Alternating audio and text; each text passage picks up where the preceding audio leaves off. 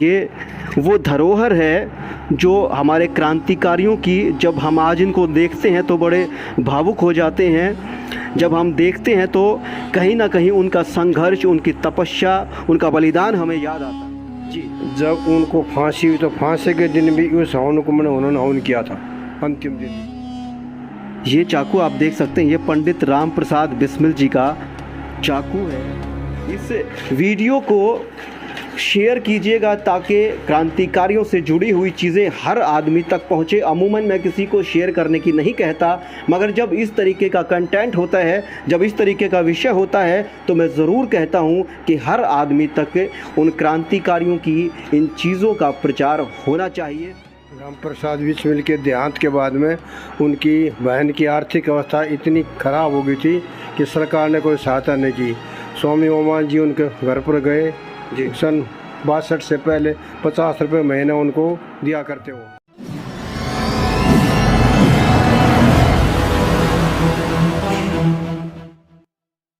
सरफरोशी की तमन्ना अब हमारे दिल में है, देखना है जोर कितना बाजुएं कातिल में है।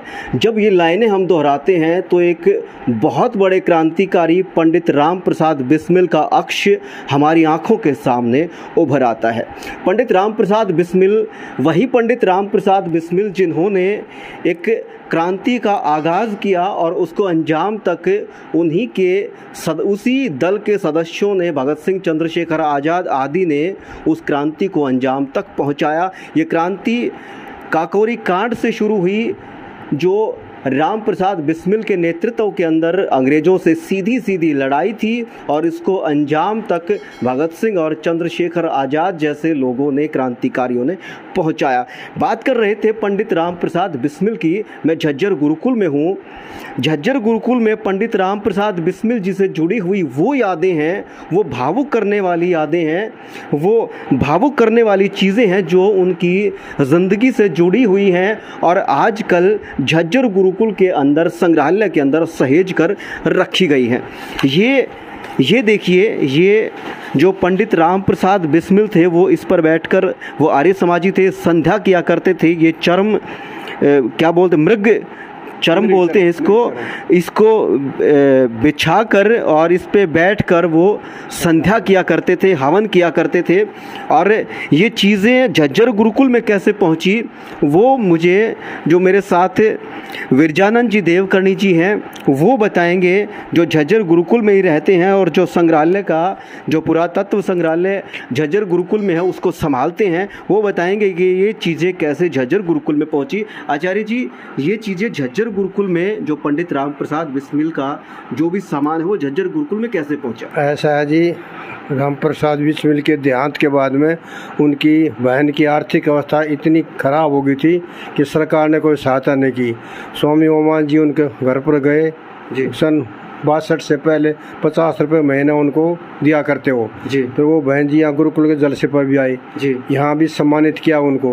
तो उन्होंने कहा जी राम प्रसाद तो रहे नहीं जी, आचार्य भगवान देव जी, आप मेरे राम प्रसाद बिस्मिल के तो मेरे भाई हो। आचार्य भगवान देव स्वामी ओमान, स्वामी ओमान जी गुरुकुल झज्जर के संचालक, हाँ संचालक। तो कहा आप मेरे, उनकी जगह मेरे भाई हो, उनकी कुछ यादगार चीजें मैं चाहते हूँ आपके पास रखे रहो।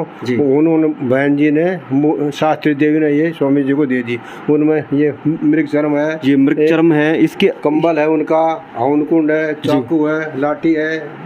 ये जो मृग चर्म है वो आपने देखा। अब राम प्रसाद बिस्मिल जी का कंबल, जो वो कंबल ओढ़ा करते थे, ये उस महान क्रांतिकारी का कंबल है जो वो ओढ़ा करते थे। पंडित राम प्रसाद बिस्मिल जिन्होंने अंग्रेज़ों से सीधी टक्कर ली, 1925 के अंदर काकोरी कांड किया और जिन्हें 1927 में फांसी पर चढ़ाया गया। उसके अलावा ये पंडित राम प्रसाद बिस्मिल जी का ये हवन कुंड है। ये हवन कुंड आप देख सकते हैं। ये वो धरोहर है जो हमारे क्रांतिकारियों की, जब हम आज इनको देखते हैं तो बड़े भावुक हो जाते हैं। जब हम देखते हैं तो कहीं ना कहीं उनका संघर्ष, उनकी तपस्या, उनका बलिदान हमें याद आता है। जी, जब उनको फांसी हुई तो फांसी के दिन भी उस हवन को उन्होंने हवन किया था, अंतिम दिन भी। तो जब उनको फांसी हुई तो फांसी के दिन भी, अंतिम दिन, इसी हवन कुंड में पंडित राम प्रसाद बिस्मिल ने हवन किया था। ये उनका चाकू है। ये चाकू आप देख सकते हैं, ये पंडित राम प्रसाद बिस्मिल जी का चाकू है। ये चाकू वो क्रांतिकारी थे, शस्त्र के तौर पर अपने साथ रखा करते थे सुरक्षा के लिहाज से, क्योंकि अंग्रेजी सरकार से उनकी सीधी सीधी टक्कर थी।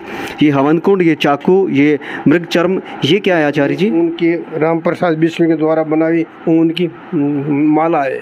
उनकी माला है जो पंडित राम प्रसाद बिस्मिल जी ने खुद अपने हाथों से तैयार की थी।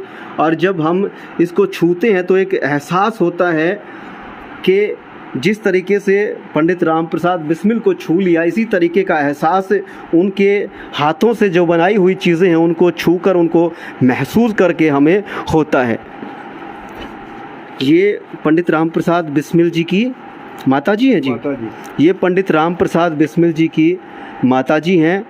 ये देखिए, अमर शहीद पंडित राम प्रसाद बिस्मिल जी की माता जी श्री मूलयंत्री देवी, मूल मंत्री देवी जी। हाँ जी। उनकी बहन का भी चित्र होगा जी, बहन का पुस्तक में छापा रखा जी जी। तो उसके अलावा ये कंबल आप लोगों को हमने दिखाया, ये उनकी माता जी का चित्र हमने दिखाया।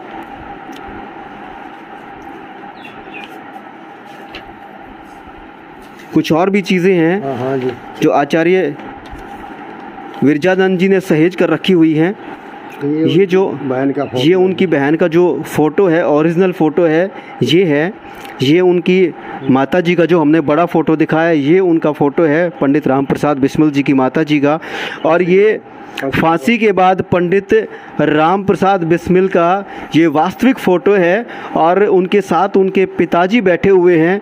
जब फांसी के बाद उनके शरीर को उतारा गया तो उसके साथ ये उनके पिताजी ने बैठकर वहाँ पर फ़ोटो लिया गया, और वो फ़ोटो यहाँ पर मौजूद है। ये फ़ोटो आप देख सकते हैं। उनकी बहन के पत्र, स्वामी ओमानंद जी का नाम, स्वामी ओमानंद जी जो झज्जर गुरुकुल के संचालक थे, ये पत्र हैं जो पंडित राम प्रसाद बिस्मिल जी की बहन शास्त्री देवी जी ने पंडित स्वामी ओमानंद जी को लिखे थे।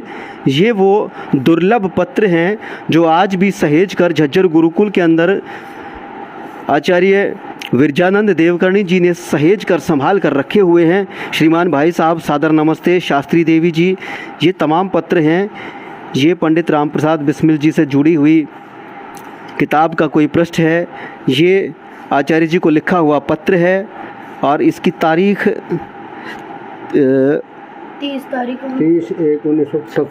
30/1/1967 की ये तारीख है। इस तारीख को पत्र लिखा गया था पंडित राम प्रसाद बिस्मिल जी की बहन शास्त्री देवी जी द्वारा स्वामी ओमानंद जी को।